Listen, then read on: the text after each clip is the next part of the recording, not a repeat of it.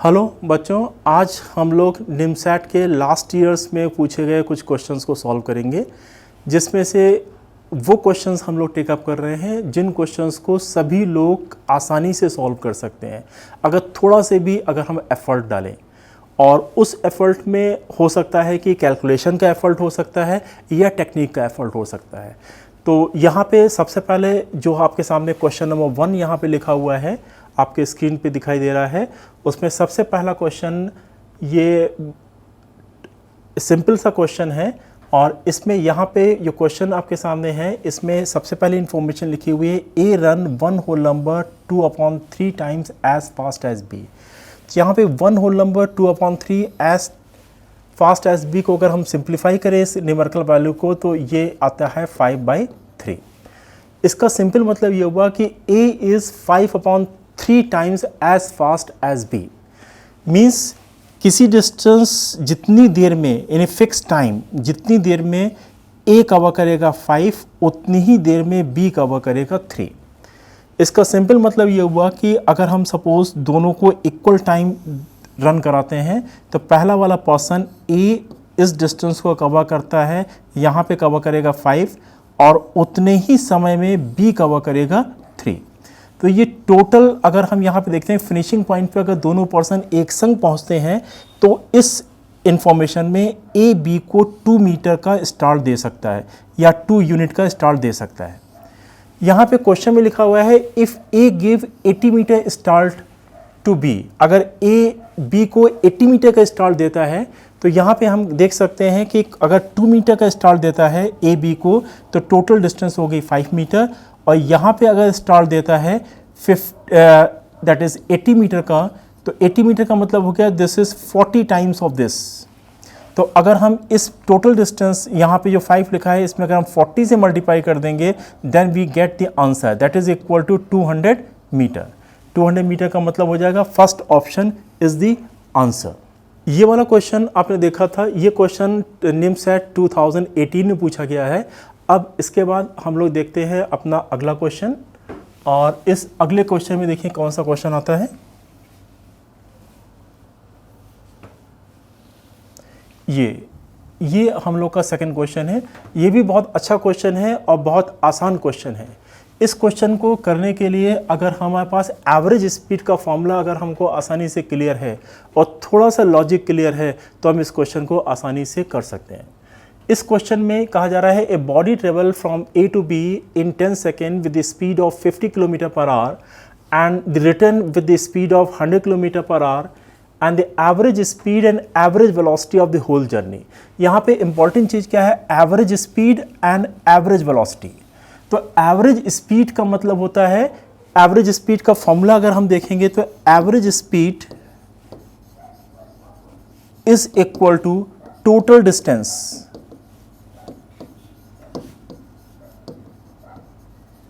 Upon total time होता है।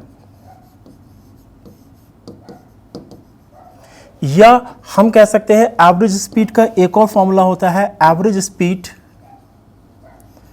Is equal to 2ab upon a plus b. ये second formula, ये first formula ये हमारा जनरल फार्मूला होता है। सेकेंड फार्मूला हम लोग तब अप्लाई करते हैं जब किसी भी केस में अगर हमको ये दे रखा हो कि जितनी डिस्टेंस वो पहली स्पीड से चला है एग्जैक्टली उतनी ही डिस्टेंस दूसरी स्पीड से चला है। In that case we apply this second formula.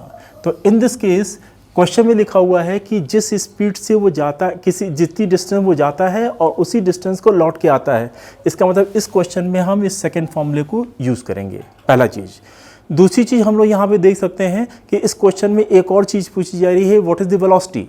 Velocity का मतलब होता है total displacement divided by time.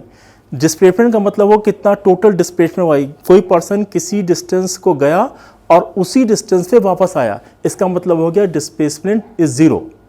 अगर 0 डिवाइडेड बाई टोटल टाइम करेंगे तो हमारा आ जाएगा 0। आप देखेंगे जितने भी ऑप्शन है उसमें वेलोसिटी 0 आ रही है तो इसको हमको सॉल्व करने की कोई ज़रूरत नहीं है, सिर्फ हमको एवरेज स्पीड कैलकुलेट करनी है। तो एवरेज स्पीड में आप देख सकते हैं कि पहली स्पीड दे रखी है 50 किलोमीटर पर आवर और दूसरी स्पीड दे रखी है 100 किलोमीटर पर आवर। तो यहाँ पर हमारे पास जो आंसर निकलेगा उसमें average speed is equal to 2 × 50 multiplied by 100 2ab divided by a plus b, that is equal to a plus b का मतलब हो जाएगा दिस इज 50 प्लस 50, 50 प्लस 100। अब आप देख सकते हैं कि यहाँ पे जितने भी चॉइसेस हैं उसमें आंसर दे रखा है मीटर पर सेकेंड में, मीटर पर सेकेंड में जितने भी ऑप्शंस हैं, और स्टार्टिंग में जो वैल्यू हमको दे रखी है किलोमीटर पर आवर में दे रखी है। तो अपने आंसर को मैच करने के लिए हम जो आंसर बताएंगे इस किलोमीटर पर आवर को मीटर पर सेकेंड में कन्वर्ट करेंगे। Means this whole thing is multiplied by 5/18, इसको 5/18 से मल्टीप्लाई करेंगे और इसको सिंप्लीफाई कर लेंगे, हमारा आंसर आ जाएगा। इसको अगर हम सिंप्लीफाई करेंगे तो 50 into 200 and this is equal to 100 into 100 divided by 150 multiplied by 5 divided by 18, 5 से कैंसिल हो जाएगा, दिस इज 30, 0 0 कैंसिल हो जाएगा, this is equal to 1000 divided by 36। तो इसको सिंप्लीफाई करेंगे, this is equal to 500 divided by 18, 500 divided by 18 और simplify हो सकता है, ये हमारा हो सकता है 250 डिवाइडेड बाई 9, इसको सिंप्लीफाई करेंगे देन वी गेट 18.5, 18.5 का मतलब हो गया we answer is D, D is the answer of this question. इसके बाद ये क्वेश्चन बहुत आसान क्वेश्चन था, अगर हम एवरेज स्पीड का फॉर्मूला आसानी से अप्लाई कर देंगे तो सिंपली हमारा क्वेश्चन ये सॉल्व हो जाएगा, क्योंकि सेकंड वेलोसिटी केवल कंफ्यूज करने के लिए दे रखी है और वेलोसिटी के केस में सारे ऑप्शंस में 0 है, तो हमारा इस क्वेश्चन का आंसर हो जाएगा 18.5। और दूसरी इंपॉर्टेंट चीज़ इस क्वेश्चन में ये है कि हमारे में जो क्वेश्चन में गिवन इन्फॉर्मेशन है वो किलोमीटर पर आवर में है और चॉइसेस दे रखी है वो मीटर पर सेकेंड में दे रखी है, इसलिए ये 5/18 से मल्टीप्लाई करना बहुत ज़रूरी है, यही इसका ट्रिक पॉइंट है। क्योंकि सब लोग वहाँ पे एग्ज़ाम के प्रेशर में इसको 5/18 से कन्वर्ट करना भूल जाते हैं, यूनिट कन्वर्ट करना भूल जाते हैं और सबको सही सही फॉर्मूला पता होने के बावजूद भी ये क्वेश्चन गलत हो जाता है। ठीक है, अब हम लोग ये अगले क्वेश्चन में देखते हैं हम लोग के पास क्या आने वाला है, कौन सा क्वेश्चन।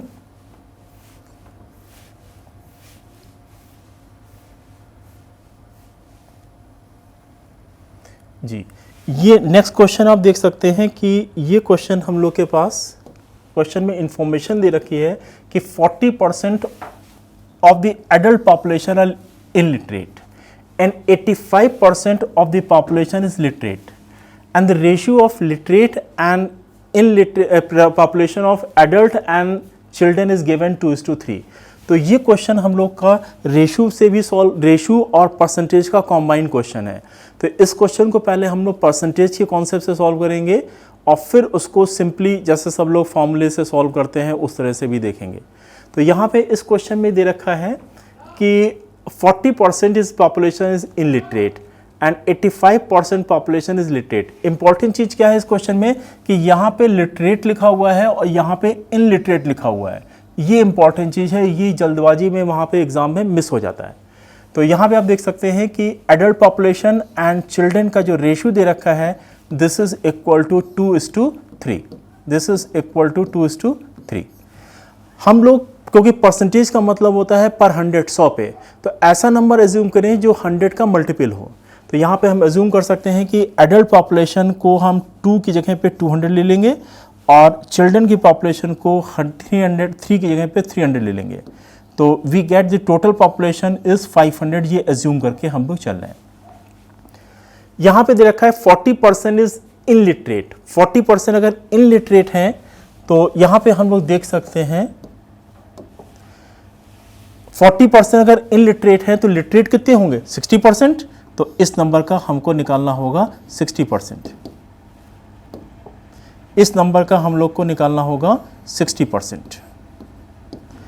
और दूसरा नंबर दे रखा है 85% इज लिटरेट, तो इसका तो 85% ही निकालना है, 85% निकाल लीजिए। ये हम लोगों ने 100 जो एज्यूम किया था स्टार्टिंग में 100 का मल्टीपल, उसमें आप देखेंगे 60% अगर आपको निकालना है और परसेंटेज साइन की वैल्यू होती है 1/100, तो इसको हम 100 100 0 0 कैंसिल हो जाएंगे, सिर्फ 2 से मल्टीप्लाई करेंगे, इट इज इक्वल टू 120। अगर हम इसको 85% इसका कैलकुलेट करेंगे मीन्स इसको 100 0 से कैंसिल हो जाएगा और 3 से मल्टीप्लाई करेंगे तो 5 3 15 का 5, 8 3 24, 24 and 1 this is 24 plus 1 55, that is 55, 55। इसको ऐड करेंगे, दिस इज इक्वल टू 375। अब 375 हमारा 500 पे है, तो 100 पे कितना होगा, क्योंकि परसेंटेज हमको निकालना है। अगर ये टोटल पॉपुलेशन अगर 500 है और उस पे लिटरेट पॉपुलेशन 375 है, तो 100 पे लिटरेट कितना होगा, 100 पे लिटरेट होगा मीन्स 375 डिवाइडेड बाई 5। इसको सिंप्लीफाई करेंगे, that is equal to 75%। 75% is the answer of this question.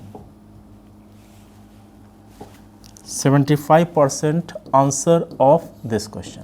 Okay, तो इस क्वेश्चन का आंसर हो जाएगा ऑप्शन नंबर डी। इस क्वेश्चन को एक और तरीके से कर सकते हैं, दोनों तरीके हम आपको बता दे रहे हैं।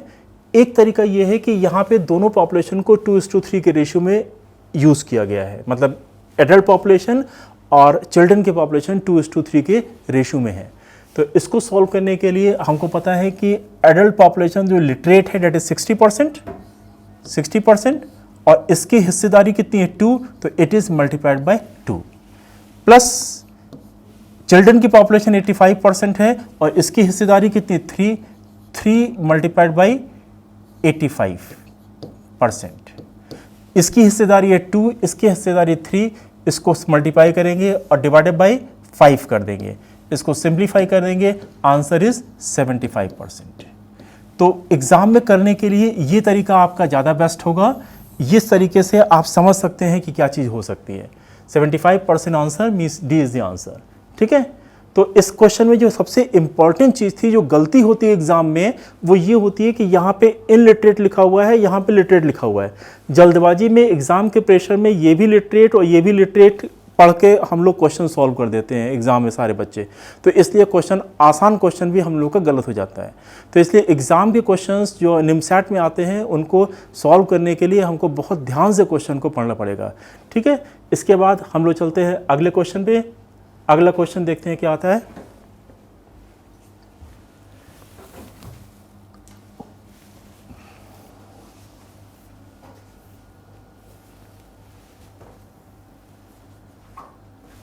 नेक्स्ट क्वेश्चन देखते हैं क्या है।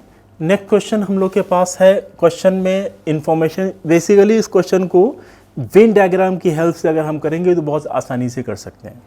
यहाँ पे क्वेश्चन में इंफॉर्मेशन है, there are 50 student admitted to a nursery class. Some student can speak only English and some can speak only Hindi. तो यहाँ पे हम लोग इस क्वेश्चन को वेन डायग्राम की हेल्प से सॉल्व करेंगे। वेन डायग्राम की हेल्प से अगर हम ये एज्यूम करते हैं कि ये लेके चलते हैं, ये पहला एक सर्किल है, एक दूसरा सर्किल है। पहला सर्किल हमको दिखाता है इंग्लिश के लिए दिखाता है और दूसरा सर्किल है वो हिंदी की इंफॉर्मेशन लेके चलता है। इसमें जो कॉमन पोर्शन है ये दोनों के लिए दिखाता है। यहाँ पे क्वेश्चन में कहा जा रहा है कि 10 student speak both Hindi and English. तो इस कॉमन पोर्शन में आ जाएगा 10 simply. If the number of the student who can speak English means इस इंग्लिश वाले पोर्शन में टोटल होना चाहिए था 21। How many can speak Hindi, how many can speak only Hindi and how many speak only English, ये question है। और total हमारा 50 स्टूडेंट है। आप देख सकते हैं कि इंग्लिश वाले पूरे सर्किल में 21 फिगर होनी चाहिए, यानी 21 स्टूडेंट होने चाहिए थे, जिसमें से 10 इज द कॉमन। तो ओनली इंग्लिश कैसे आएगा, 21 में से 10 अगर माइनस कर लेंगे तो दिस इज 11। हमको ये पता है कि टोटल नंबर ऑफ स्टूडेंट हमारे पास 50 हैं। 50 में से ये दोनों मिला करके हमारे पास 21 हो रहे हैं, तो इसमें से 21 अगर हम माइनस कर लेंगे तो ये आ जाएगा 29। तो इस खाली पोर्शन में 29 आ जाएगा। अब इस क्वेश्चन में सारी इंफॉर्मेशन हम लोगों ने कर ली, सारा कैलकुलेशन कर लिया, सिर्फ क्वेश्चन क्या पूछ रहा है इस बात पर ध्यान देंगे। यहाँ पे क्वेश्चन में कहा जा रहा है how many student can speak Hindi, Hindi कितनी बोल सकते हैं, हाउ मेनी स्पीक हिंदी। तो हिंदी कितने स्पीक कर सकते हैं, इस पूरे सर्किल में जो लोग होंगे वो हिंदी करेंगे। 29 + 10 दैट इज इक्वल टू 39। 39 कहाँ पे आ रहा है, ऑप्शन डी में आ रहा है, तो option D is the answer. और 39 कहीं पे आ नहीं रहा है, यही ऑप्शन हो गया। आप आगे के लिए चेक करना चाहे तो चेक कर सकते हैं। सेकेंड इंफॉर्मेशन हमारे पास है speak Hindi only, Hindi only कितने हो जाएंगे 29, ये वाला पोर्शन। तो 29 हमारे पास दिख रहा है यहाँ पे। और दूसरी चीज़ हमसे पूछी जा रही है how many can speak English only, तो इंग्लिश कितने हो रहे हैं that is English only is 11 means this is. तो ऑप्शन हमारा पहले केस में आ गया। बहुत आसान क्वेश्चन था, इस क्वेश्चन को हम आसानी से सॉल्व कर सकते हैं, सभी लोग सॉल्व करते हैं, इसमें कोई ट्रिक की बात नहीं है, बड़ी आसानी से सभी लोग सॉल्व कर सकते हैं इस क्वेश्चन को। ठीक है, is it okay? Now we take the another question. इस क्वेश्चन में हम लोग देखते हैं कि आगे क्वेश्चन में क्या आने वाला है।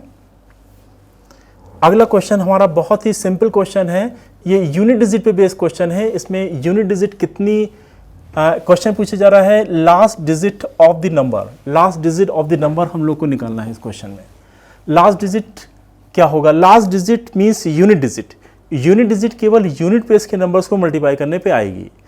तो अगर आपने ये क्वेश्चन पहली बार देखा है तब तो इसमें आप लगेगा सबको मल्टीप्लाई करना पड़ेगा, लेकिन यहाँ पे अगर किसी ने इस क्वेश्चन को एक बार देख रखा है तो इस क्वेश्चन में कुछ नहीं है, बड़ी आसानी से सब लोग क्वेश्चन को सॉल्व कर सकते हैं। इस क्वेश्चन में सिर्फ हम लोग को यूनिट डिजिट के नंबर्स को मल्टीप्लाई करने पे आंसर निकल आएगा। मीन्स 1 को, 2 को, 3 को, 4 को, 5 को, 6 को, 7 को, 8 को, 9 को मल्टीप्लाई करने पे आ जाएगा। लेकिन एक और अच्छा तरीका क्या है कि अगर आपके किसी भी नंबर की यूनिट प्लेस पे 5 है और कहीं पे भी कोई भी इवन नंबर दिख रहा है, तो जब हम इन दो नंबर्स को मल्टीप्लाई करेंगे तो हमारे पास आ जाएगा 10, मीन्स यूनिट डिजिट पे 0 आ जाएगा। अगर यूनिट डिजिट पे 0 आ गया तो आप इसको किसी से भी मल्टीप्लाई करेंगे तो हमारे unit digit means last digit हमारी 0 ही होगी। तो इस क्वेश्चन का आंसर अगर आप लोग आंसर हो जाएगा ए। तो ये बहुत आसान क्वेश्चन है। अगर आपकी नज़रों के सामने से ये क्वेश्चन इस तरह का एक बार गुजर चुका है तो ये लोग सभी लोग सही कर सकते हैं। ठीक है, बाकी अब हम लोग इसके बाद अगले क्वेश्चन को देखते हैं अगले क्वेश्चन में कैसे आने वाला है। हाँ जी, ये क्वेश्चन आप देख सकते हैं कि ये क्वेश्चन पाइप एंड सिस्टम का क्वेश्चन है और इस क्वेश्चन को अगर हम लॉजिकली सॉल्व करेंगे तो क्वेश्चन बड़ी आसानी से सॉल्व हो जाएगा। इस क्वेश्चन में जो इन्फॉर्मेशन दे रखी है, देयर इज 1 टैंक और इस टैंक में there is 2 pipe is connected, A and B, pipe A and pipe B. Pipe A इस टैंक को अकेले फिल कर सकता है 37.5 मिनट में और पाइप बी अकेले इस टैंक को फिल कर सकता है 45 मिनट में। क्वेश्चन में both the pipe are open, पहला पाइप ए भी खुला हुआ है और दूसरा पाइप बी भी खुला हुआ है। ये भी चल रहा है, ये भी चल रहा है, लेकिन क्वेश्चन में ये कहा जा रहा है कि if pipe B is turn off, pipe B को कुछ देर के बाद बंद कर दिया जाता है। कितनी देर के बाद बंद कर दिया जाता है, यही हमारे इस क्वेश्चन का आंसर होगा। तो इस क्वेश्चन में ये दे रखा है कि दोनों पाइप खुले हुए हैं और पूरा टैंक भरने में समय कितना लगता है, this is half an hour, आधे घंटे का समय लगता है। इसका मतलब है कि पाइप ए शुरुआत से आखिर तक भरा हुआ है और इसको आधे घंटे का समय लगता है, मींस ये 30 मिनट तक चला है। हमको ये पता है कि पाइप ए अगर अकेले भरेगा तो 37.5 मिनट में पूरा टैंक भर सकता है। हमको ये देखना है कि पाइप ए 30 मिनट में कितना भर पाएगा, तो इसको कैलकुलेट कर सकते हैं कि ये 30 मिनट में कितना भर पाएगा। That is equal to 30 divided by 37.5। इसको अगर हम सिंप्लीफाई कर लेंगे तो कितना आ जाएगा, that is equal to 300 divided by 375। इसको सिंप्लीफाई कर लेंगे 5 से, that is equal to 4/5, that is equal to 4/5। इसका मतलब है कि पाइप ए 30 मिनट में 4/5 भर लेगा और बाकी बचा हुआ टैंक कौन भरेगा, बी भरेगा। बी भरने को बाकी कितना है, 4/5। ए पूरे के पूरे 30 मिनट में 4/5 भर पाता है, तो भरने को बाकी कितना है, 1/5। तो ये 1/5 जो टैंक भरने को बाकी है, ये कौन फिल करेगा, ए करेगा, सॉरी बी करेगा। और बी 45 मिनट में पूरा कर सकता है, तो 1/5 फिल करने में कितना समय लगेगा, means 45 divided by 5 and that is equal to 9 minute. इसका मतलब है कि अगर हम बी को 9 मिनट के बाद बंद कर देंगे तो बाकी बचा हुआ 4/5 टैंक ए 30 मिनट में फिल कर लेगा। मीन्स इस क्वेश्चन का आंसर हम लोग का होगा B, option is the answer. ठीक है, तो ये बहुत आसान क्वेश्चन था। इसके बाद हम लोग चलते हैं अगले क्वेश्चन पे, देखते हैं अगला क्वेश्चन हम लोग का क्या आने वाला है। इसमें नेक्स्ट क्वेश्चन में देखते हैं, ये बहुत आसान क्वेश्चन है लेकिन थोड़ा सा ट्रिकी क्वेश्चन है। क्वेश्चन ये है कि a cube is made of 125 1 centimetre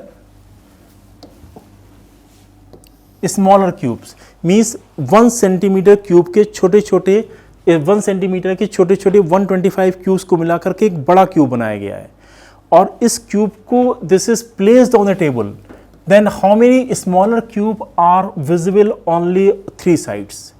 तो इस क्वेश्चन को सॉल्व करने के लिए अगर आप थोड़ा से ध्यान दें तो ये क्यूब आपके सामने है और इस क्यूब में आप देख सकते हैं कि ये अगर किसी भी स्मॉल क्यूब को मिलाकर के एक बड़ा क्यूब बनता है तो इस बड़े क्यूब में कितनी साइडें कितने क्यूब होंगे जिसकी 3 साइड्स विजिबल होंगी। तो इसमें आप लोग देख सकते हैं कि 3 साइड विजिबल कितनी होंगी, एक तो ये कॉर्नर वाला 1 2 3 4 5 6 7 एंड 8, इसका आंसर 8 होना चाहिए लेकिन 8 आंसर गलत है। यहां पे इस क्वेश्चन में मेन इंपॉर्टेंट चीज क्या है, this is placed on A table. अगर टेबल पर रख दिया जाता है तो इसके कितने ऐसी साइड कितने क्यूब्स विजिबल होंगे जिसकी 3 साइड विजिबल होंगी। तो अगर हमारे पास या इस हाथ को अगर हम टेबल मान के चलें और इसको अगर हम टेबल पे फिट कर देते हैं तो इसकी जो नीचे वाली साइड होंगी वहाँ विजिबल नहीं होंगी क्यूब की। तो इस क्वेश्चन का आंसर हमारे पास होगा 1 2 3 4, केवल 3 साइड ऐसी होंगी 4 साइड ऐसी होंगी जो कि इसमें 3 साइड्स हमारी विजिबल होंगी। तो इस क्वेश्चन का आंसर होगा 4। एग्जाम में अगर ये क्वेश्चन आपके सामने पहली बार किसी को मिलेगा तो इसका आंसर 8 ही लगा के आता है, लेकिन इस क्वेश्चन का आंसर होगा 4। इंपॉर्टेंट चीज़ क्या है, information given is placed on the table. अगर हम इसको टेबल पे प्लेस कर देंगे तो केवल 4 क्यूब्स ऐसे होंगे जिसकी 3 साइड्स विजिबल होंगी। ठीक है, इज इट ओके? आसान क्वेश्चन था, थोड़ा ध्यान से पढ़ने की बात है। बाकी इसके बाद हम लोग देखते हैं अगला क्वेश्चन। ये क्वेश्चन नंबर 8 देखिए, बहुत आसान क्वेश्चन है और ये क्वेश्चन कई तरीकों से पूछा जा चुका है। निमसैट में 2-3 बार इस तरह का क्वेश्चन आ चुका है। लैंग्वेज अलग अलग चेंज होती है लेकिन करने का कॉन्सेप्ट यही रहता है। इस क्वेश्चन में कहा जा रहा है कि देयर आर 3 थीव्स, 3 चोर हैं जो कि किसी बेकरी में जाते हैं और ब्रेड को चुराते हैं। इस क्वेश्चन में ये दे रखा है 3 थीव्स किस तरह से चोरी करते हैं, ये इन्फॉर्मेशन दे रखी है कि पहला वाला थीव जाता है जितनी ब्रेड बेकरी में रहती है उसकी आधी ब्रेड लेता है प्लस आधी ब्रेड और लेता है।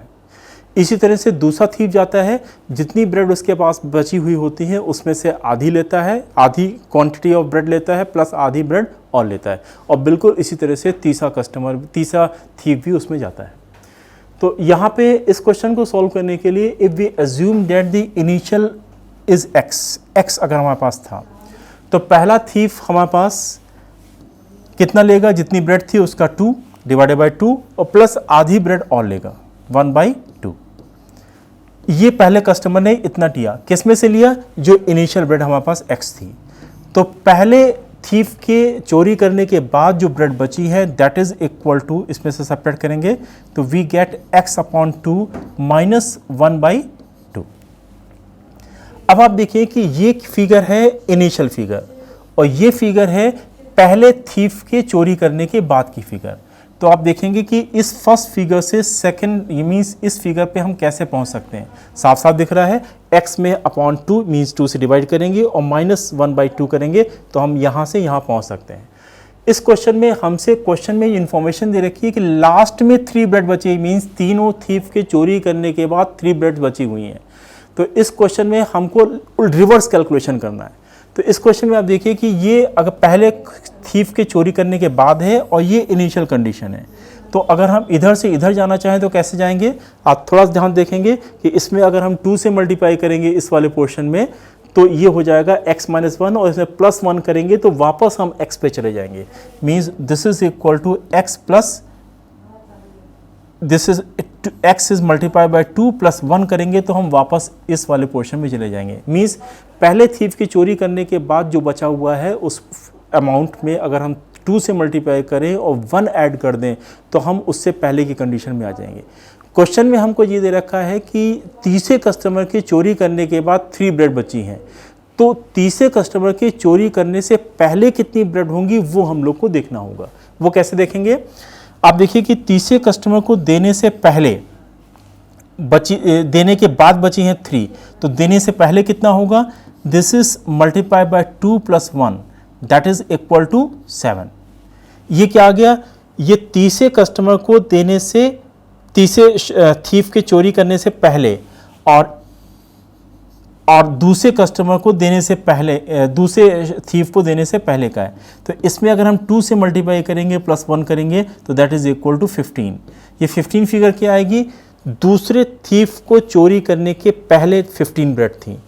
पहले थीफ के चोरी करने से पहले कितनी होंगी, into 2 + 1 that is equal to 31, means 31 is the answer. Initial number of bread is 31, तो इस क्वेश्चन का आंसर हो जाएगा 31।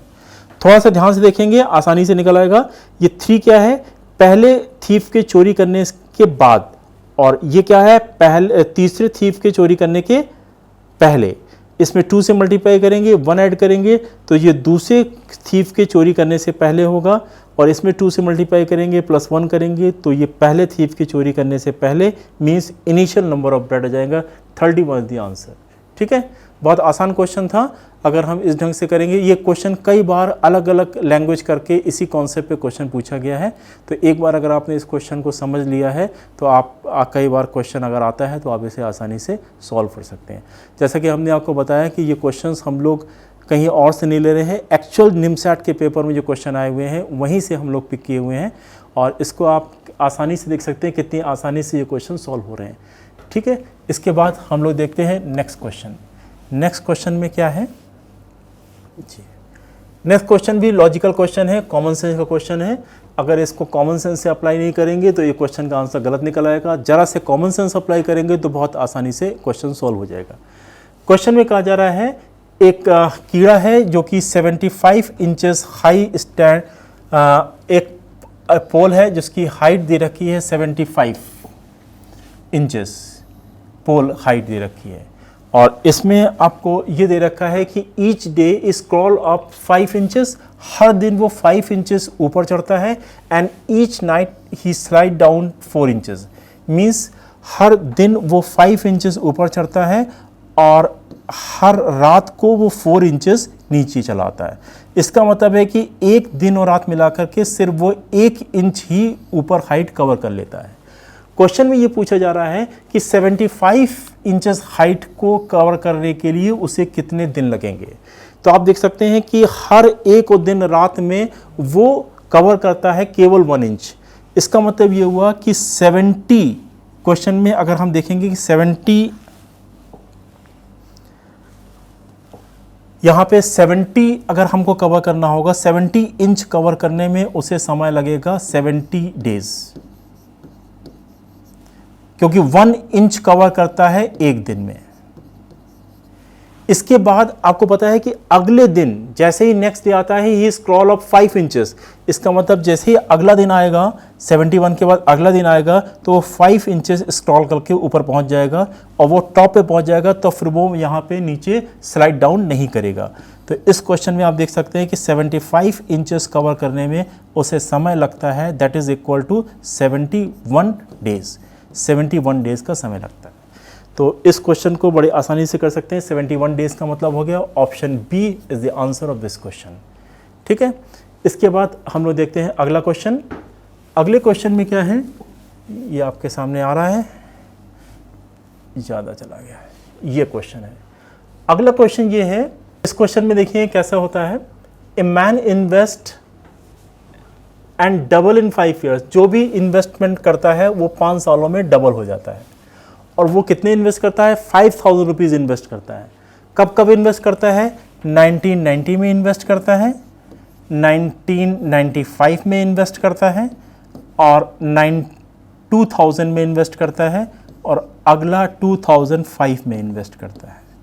2005 में कितना इन्वेस्ट करता है, पहले 1990 में इन्वेस्ट करता है 5000 रुपीज़, फिर इन्वेस्ट करता है अगले 95 में 5000 रुपीज़, फिर 2000 में इन्वेस्ट करता है 5000 रुपीज़, फिर 2005 में इन्वेस्ट करता है 5000 रुपीज़।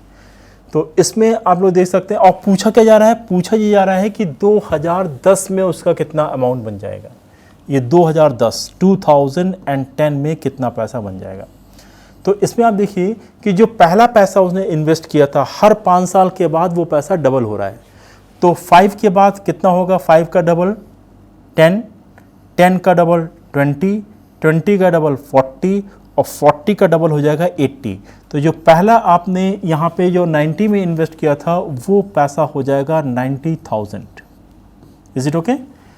इसी तरीके से 95 में जो पैसा इन्वेस्ट किया था मीन्स 5,000, ये हो जाएगा 10, 10 का डबल 20 और 20 का डबल हो जाएगा 40। तो ये जो सेकेंड ईयर में 1995 में इन्वेस्ट किया है ये 40,000 हो जाएगा। तीसरा जो 2000 में इन्वेस्ट किया है वो हो जाएगा 5,000 का डबल 10 और 10 का डबल हो जाएगा 20। दिस इज 20,000 प्लस 2005 में जो इन्वेस्ट किया था वो 5 का डबल हो जाएगा, दैट इज इक्वल टू 10,000। इन सबको ऐड कर लीजिए, हमारे कितना अमाउंट 2010 में हो जाएगा ये हमारा निकल जाएगा 20,000, 80,000, 40,000, 20,000, 10,000। तो 80 प्लस 40 120, 120 प्लस 20 140 प्लस 10 1,50,000। तो टोटल जो अमाउंट आ रहा है that is equal to 1,50,000 is the answer. तो ये हम लोग के पास आंसर होगा इस क्वेश्चन का 1,50,000। तो इस तरीके से हम लोग ने आज जो क्वेश्चन देखे हैं वो लास्ट ईयर निमसैट पे कितने क्वेश्चंस आए, कौन कौन से क्वेश्चंस आए थे, उसमें से कुछ क्वेश्चंस हम लोग ने यहाँ पे टिकअप किए हैं। बाकी आप लोग से मिलते हैं नेक्स्ट वीडियो में।